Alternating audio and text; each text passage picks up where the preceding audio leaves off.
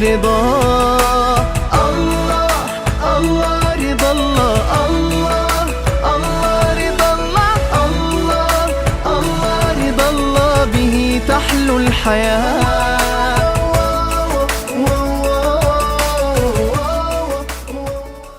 تبسم للحياة، تساءل قل أين الطريق، لا تحزن تفاءل هو الله يرضيك. تبسم. Assalamualaikum warahmatullahi wabarakatuh. Waalaikumsalam warahmatullahi wabarakatuh. Bismillahi walhamdulillah, wassalatu wassalamu ala rasulillah Muhammad ibn Abdillah wa ala alihi wa sahbihi wa mawala, amma ba'd. Anak-anakku sekalian yang memuliakan dan dimuliakan Allah, semoga kita semuanya selalu ada di dalam bimbingan dan pemeliharaan Allah Subhanahu wa ta'ala. Ada satu hadis yang datang dari Abi Abbas Sahal bin Sa'ad As-Sa'adi radhiyallahu ta'ala anhu qala marra rajulun ala nabi sallallahu alaihi wasallam faqala li rajulin indahu jalisin ma ra'yuka fi hadha faqala rajulun min asrafin nas hadha wallahi hariyun in khataba ayyunkaha wa in syafa'a ayyusaffa'a. Fasakata Rasulullah sallallahu alaihi wasallam.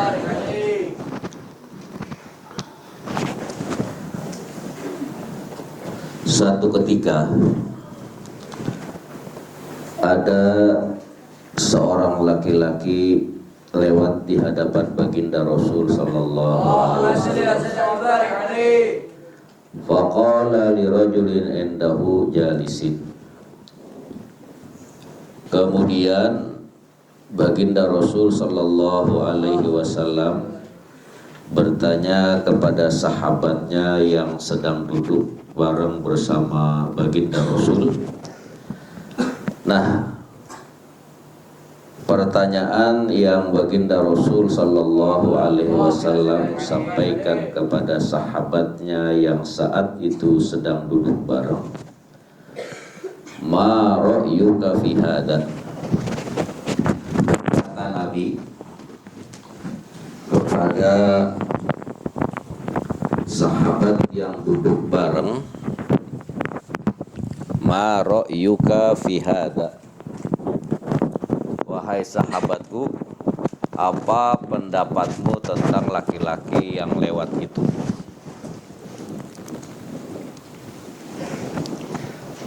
Faqala rajulun min asrafin nas. Kata sahabat kepada Nabi kita Muhammad sallallahu alaihi wasallam, ya Rasul, laki-laki yang lewat itu adalah bangsawan. Laki-laki yang lewat itu adalah orang yang mempunyai kedudukan. Laki-laki yang lewat itu adalah orang yang sangat dimuliakan oleh orang. Hadza wallahi hariyun. Ini nyata ya Rasul. In khataba ayyunkah. Ini laki-laki yang lewat barusan ya Rasul, kalau dia ngelamar orang itu pasti lamarannya diterima, karena dia orang yang terpandang, orang yang mulia, dia banyak harta, punya jabatan. Wa in syafa ayyusaffa. Dan jika orang ini minta pertolongan, maka orang lain semuanya berebut pengen nolong. Kenapa demikian? Karena orang ini orang yang terpandang, orang yang mulia, orang yang tajir, orang yang kaya. Fasakata Rasulullah sallallahu alaihi wasallam. Nah, ketika baginda Rasul sallallahu alaihi wasallam mendengar jawaban dari sahabatnya itu, bahwa laki-laki yang liwat itu adalah laki-laki yang mulia, yang dimuliakan, kemudian dia tajir, dia kaya, dia terpandang. Kalau dia ngelamar pasti lamarannya diterima. Kemudian kalau dia minta tolong, semua orang mau nolong. Nah, mendengar jawaban yang seperti ini, baginda Rasul sakata. Baginda Rasul hanya diam, tidak memberikan komentar apa-apa. Summa marra rajulun. Kemudian lewat lagi seorang laki-laki di depan baginda Rasul sallallahu alaihi wasallam.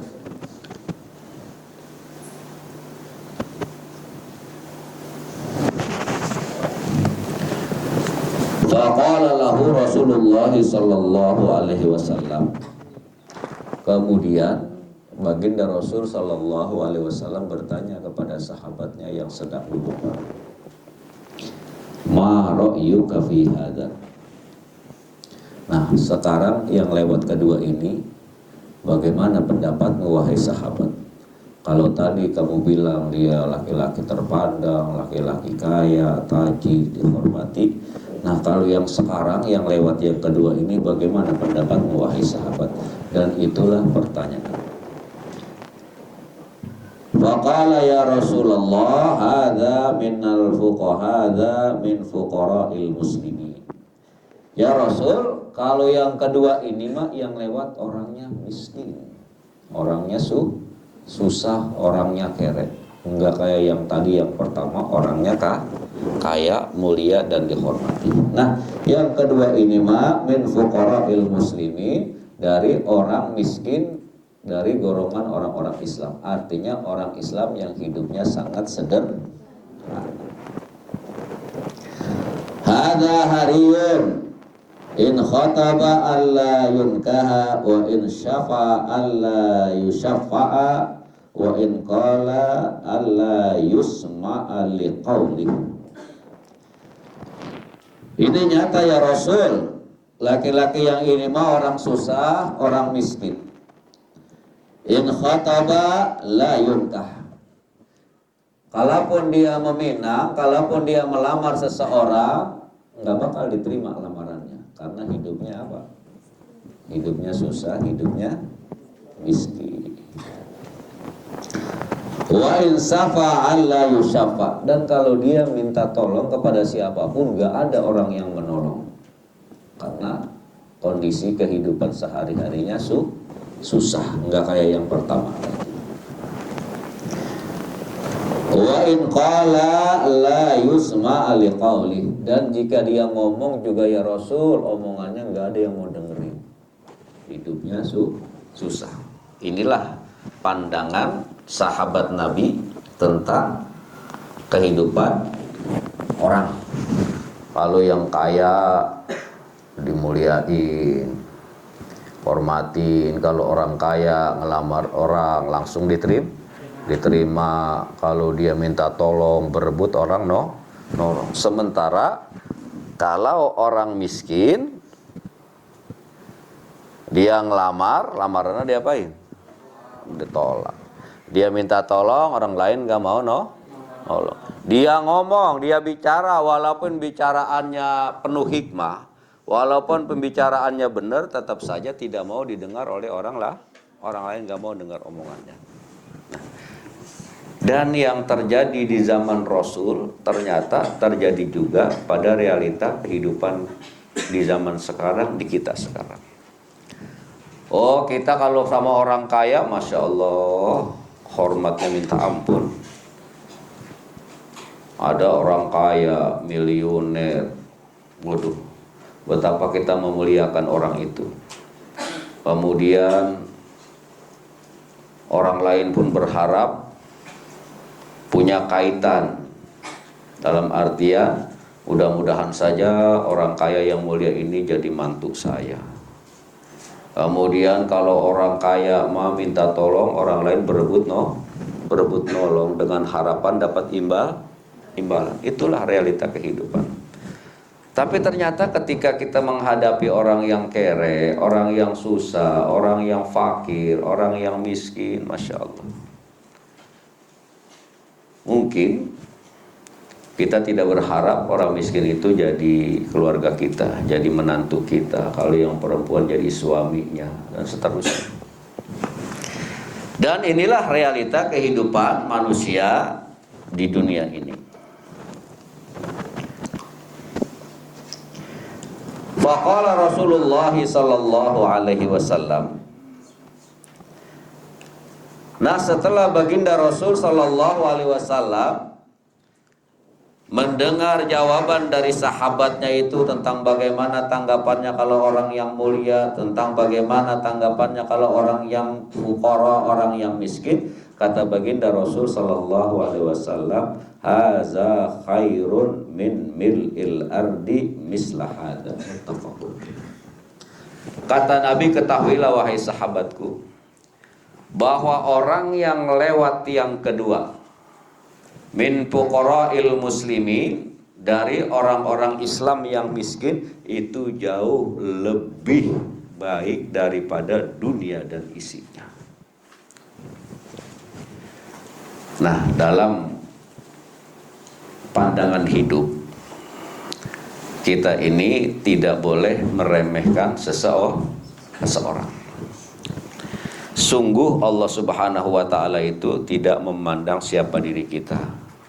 Kayakkah kita, terhormatkah kita di dunia ini, punya jabatankah kita di dunia ini, bukan itu yang dipandang oleh Allah.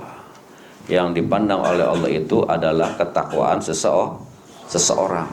Maka kata Nabi, yang lewat yang kedua ini jauh lebih baik daripada dunia dan isinya. Maka buat kita semuanya, jangan pernah memandang rendah seseorang. La tahtakir man dunak fa inna likulli syai'in maziyah. Kata pepatah Arab, jangan kalian merendahkan seseorang yang lebih rendah dari kalian. Maka sesungguhnya segala sesuatu itu ada kelebihannya. Kalian bisa lihat, ada di sini santri namanya siapa ini ya? Kita tidak boleh memandang rendah seseorang yang kelihatannya memang orang itu rendah, orang itu bodoh, orang itu stupid, orang itu bego. Nah, likulli syai'in maziyah, bahwa segala sesuatu itu pasti ada apanya? Ada kelebihannya. Contoh, kita lihat si Isam anak Bu Nana. Anak Bu Nana, berarti dia bapaknya Muting ya.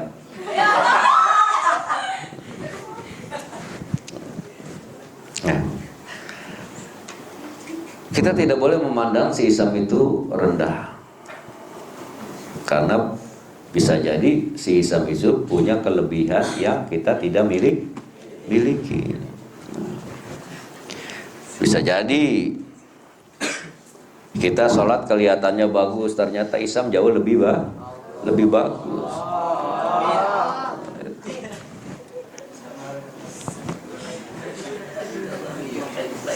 Nah, pelajaran yang bisa kita ambil dari apa yang dijelaskan oleh Nabi kita Muhammad sallallahu alaihi wasallam, bahwa kita dalam kehidupan dunia ini jangan tergiur dengan keindahan dunia.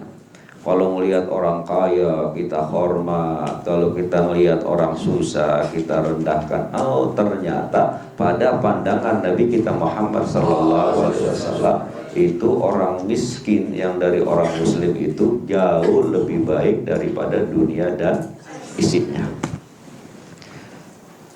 Baginda Rasul Sallallahu Alaihi Wasallam selalu memohon, meminta kepada Allah supaya beliau itu disatukan dengan orang-orang miskin. Beliau tidak pernah minta kepada Allah supaya disatukan dengan orang-orang kaya. Yang beliau minta adalah agar disatukan dengan orang-orang miskin. Kenapa demikian? Ternyata penduduk surga itu mayoritasnya adalah orang miskin. Ternyata penduduk surga itu mayoritasnya adalah dihuni oleh orang miskin yang pada saat hidup di dunia. Bukan orang kaya, kebanyakan itu orang miskin. Pertanyaannya kenapa? Kenapa mayoritas dan kebanyakan penghuni surga itu orang miskin? Satu, karena orang miskin itu hisabnya gampang. Kalau orang kaya, gambaran nanti di akhirat. Ada orang miskin, ada orang kaya. Ada yang masuk surga nantinya dan ada yang masuk neraka.